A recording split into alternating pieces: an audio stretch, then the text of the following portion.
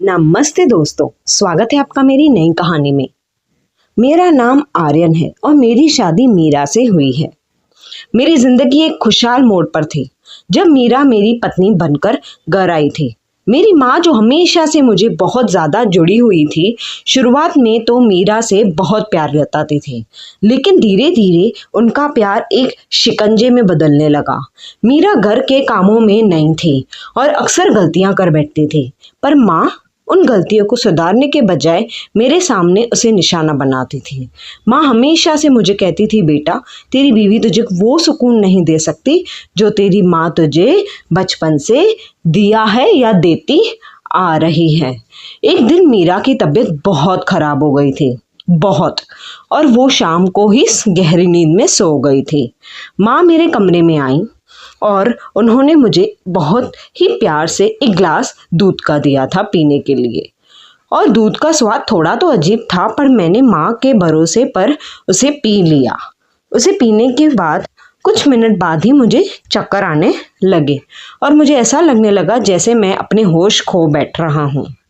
माँ मेरे पास ही बैठ गई और उन्होंने मेरे बालों को सहलाना शुरू कर दिया, लेकिन उनकी आंखों में ममता की बजाय एक अजीब सी और शर्मनाक चमक थी जो किसी की माँ के आंखों में नहीं होती।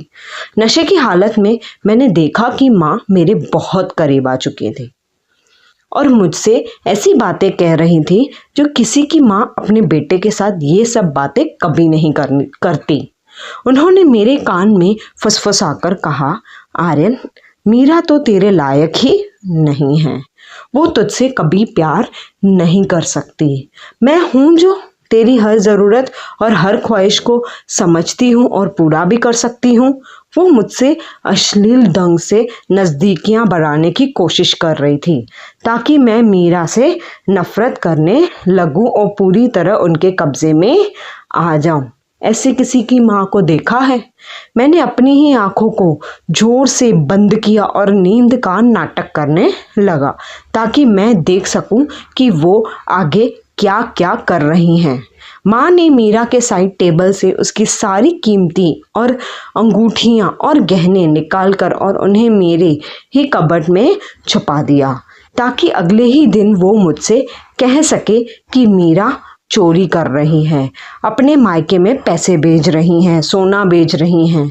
माँ ने वो किया जो एक दुश्मन भी नहीं कर सकता था।